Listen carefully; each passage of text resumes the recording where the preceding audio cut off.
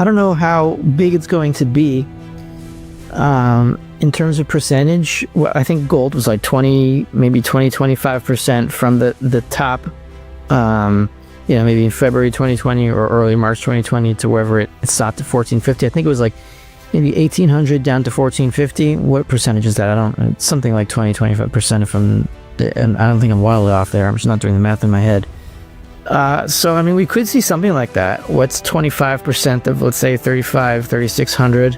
About $700 down. So could I see a crash in gold to like maybe 2,800, 2,900 and real panic on a repo crunch? Yeah, it's possible.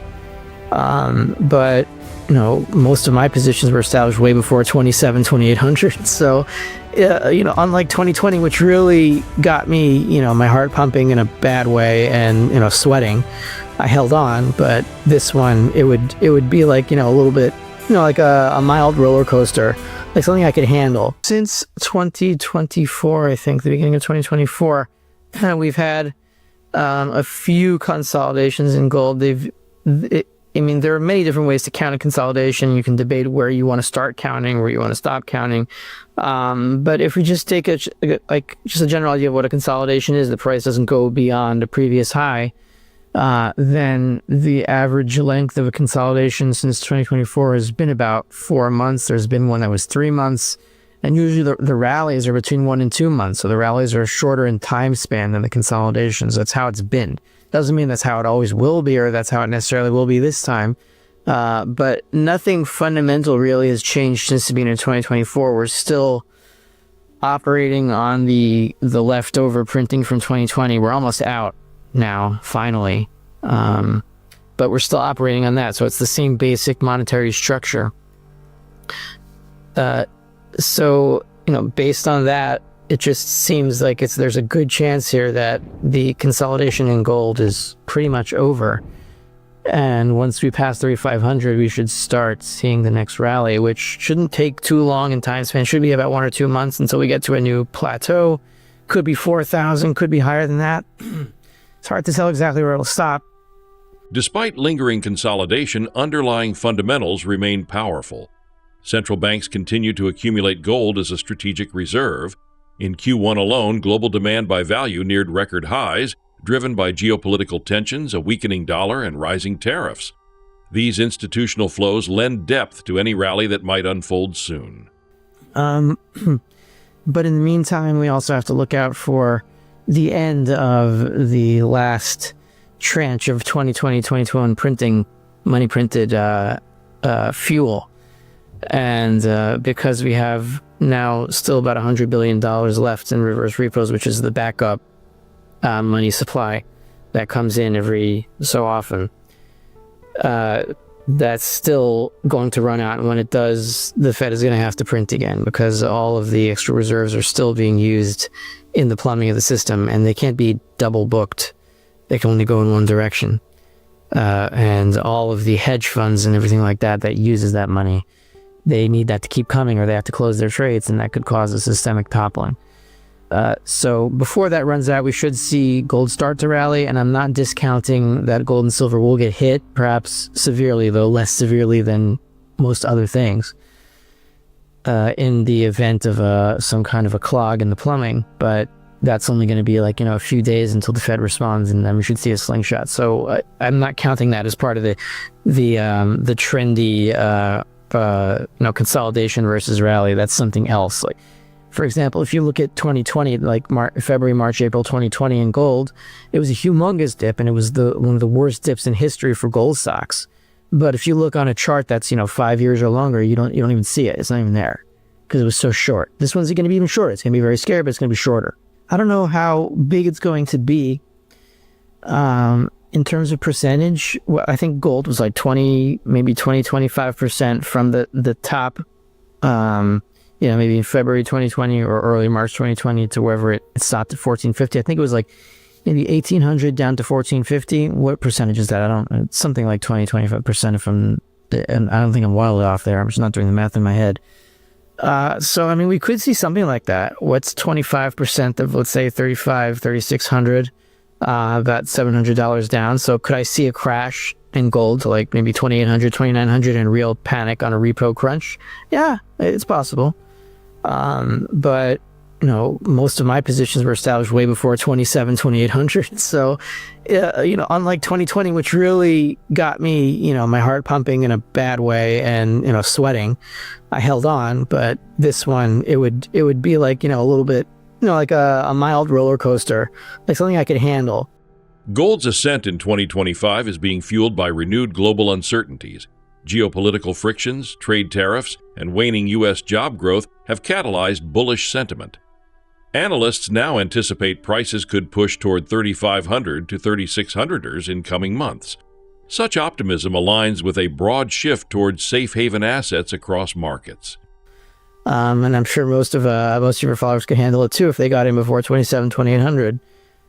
So it'll be difficult, but it won't be a 25% dip from here wouldn't affect most of the stackers as a 25% did from 1,800 to 1,450. So it could be a similar breadth or a similar move percentage wise, but I don't think the stackers are going to be fooled like they were last time. From what I understand, and I queried some AI on this just to make sure I'm right. I don't use them for my primary research, but I check my conclusions with AI to see if there's something wrong with them. So this checked out, at least. So if you imagine what's happening in a margin trade, when let's say an institutional trader wants to increase his position for his clients, so he borrows on margin from the broker.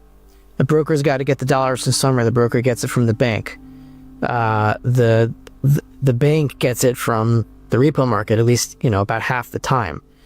So what happens is ultimately you have this loan that's secured by equities by the client to the broker, right? The broker pledges his securities, which he still owns, but the broker maintains his right to sell those securities by force if the margin loan can't be paid in time, if it gets called in. So that puts the client of the broker in danger of having his stocks force sold. And the broker itself has to pledge those securities to the bank, right? The same securities that the client pledged in, ultimately they're pledged to the bank. So the bank has to sell, it's really not up to the broker. The broker is just a middleman. The bank has to sell the securities so it doesn't get its dollars back. But where does the bank get its dollars? It gets its dollars from the repo market, for which the bank that's giving dollars ultimately lends the repo market every night treasury securities. So these margin positions are ultimately dependent on the treasury securities that are pawned off to the repo market to another bank to secure the dollars that some other bank has in reserve. So since people are always asking for more and more margin, as we see, I think Andy Schefman talked about this you interviewed him recently, and he was talking about how margin loans have exceeded $1 trillion. There's no significance of $1 trillion other than that we're base 10 humans because we have 10 fingers and 10 toes. So 1 trillion is a psychological number for us. But what's more significant is that the rate of increase in margin, the amount of margin debt outstanding that's ultimately secured by treasury securities, right, that the rate of that has been going up and up. The acceleration has been going higher and higher, and we've had 2 months of, I think, above 15% monthly acceleration, which we only had, I think, once in 2000 or 2 months consecutive 15% or higher, something like that. I know it's in the double digits, and it's among the highest months of acceleration in margin debt ever. So what happens is if the dollars run out in the repo market, right, and then the amount of interest that you have to pay, because it's supply and demand. If there's more demand for the dollars than there's dollars available, the interest on those dollars has to rise. Structural strains in markets, such as repo market tightness or aggressive margin unwinds, could provoke swift price drops even in gold. As seen during the shock of early 2020, sharp but brief crashes may occur, followed by fast central bank intervention. Given this backdrop, any potential dip in gold could be steep but short-lived, ending in a dramatic rebound.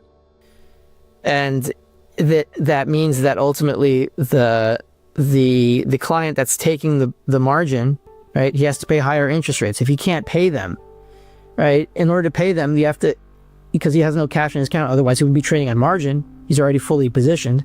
so he can't pay those suddenly spiking interest rates. And then they had the broker gets called in by the bank, like, you have to pay me that interest because we're having a repo clog here, and the interest is going up on those daily, nightly repo loans.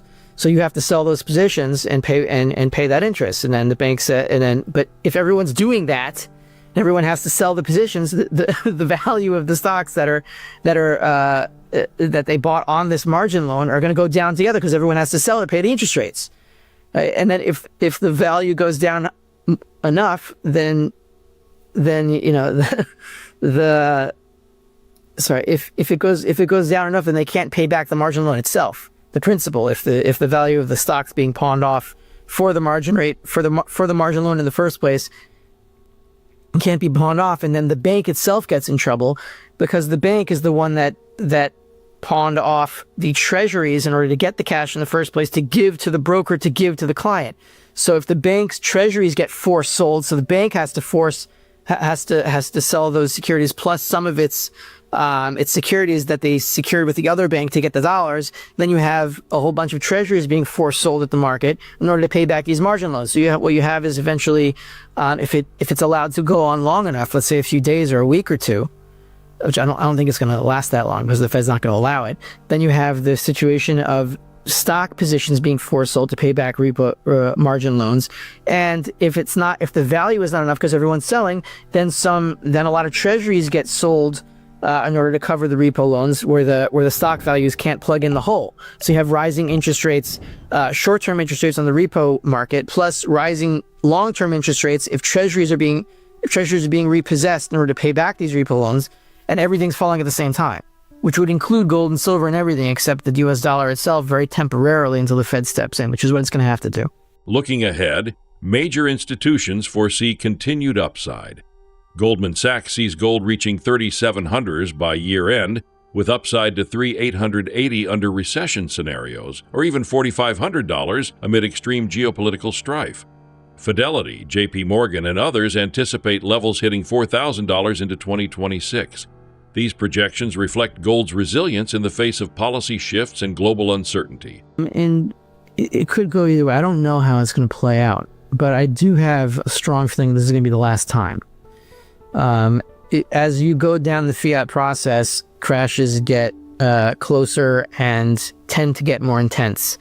But the intensity also, on the one side, yes, they do get more intense. On the other side, the Fed becomes more aware that it's going to have to act sooner and sooner following any kind of sign of stress, which is what we saw in 2019 and in 2020. And I think we're going to see it again. So we're going to see some kind of intense move, but we're also going to see the Fed act very quickly, where in 2008, it took them, maybe, a few months. It depends where you count where the stress started. You could count it years, starting with the top in the real estate market in 2006. You could start it with the excess reserves or whatever they were doing in the banking system in 2007, where they allowed the Fed to pay interest on excess reserves. See, most people don't know that entire process, that entire set of rules was only instituted once the banks told Congress, look, we need the Fed to be able to pay interest on excess reserves to keep all these reserves out of the monetary system, because otherwise everything's going to explode. That actually happened before the financial crisis even happened. As gold hovers near new peaks, one thing is clear. Bullish investors should expect intensity. Buy on dips remains a recommended tactic as upward momentum persists. Yet when markets reach extremes, when exhilaration mingles with anxiety, that may signal proximity to a breakout. When gold's upward moves feel simultaneously uplifting and unnerving, that would mark the beginning of a defining leg in this gold cycle. So you count it in many different ways, but however you count it, it took the Fed some appreciable amount of time to really get moving, right? In 2019, it was much less. It was like they saw repo going up and up for maybe a week or two before they moved, and then they only moved when it really spiked. And in 2020, they acted immediately. The Congress or whoever was in charge of locking down the planet said, look, we're going to do this. And the Fed says, okay, we'll print $4 trillion like in the next day. 2, 3, 4 days, whatever it was. So it's going to be very quick, but it's going to be very extreme.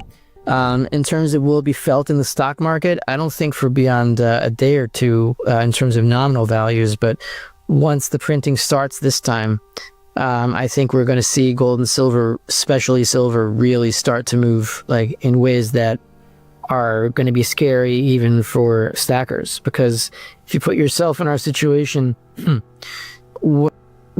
in order for silver to, let's say, move like 20-30% a day, right? When that happens, we're going to see some really scary stuff happen in the equity markets, happen in the bond markets. Prices, oil is going to start heading up. Commodities are going to start heading up, not as fast as gold and silver, but they're going to start heading up very scary. And we're going to feel like, happy, but, worried at the same time. That's when we know that we're really close. When our happiness is tempered by our own fear, even if we're in a good situation financially, which is, once you start feeling that, you'll know we're almost there. And I think that's going to start to be felt once the next printing round begins, whenever the last bits of monetary stimulus from 2020 finally run out. Should be in a few weeks now.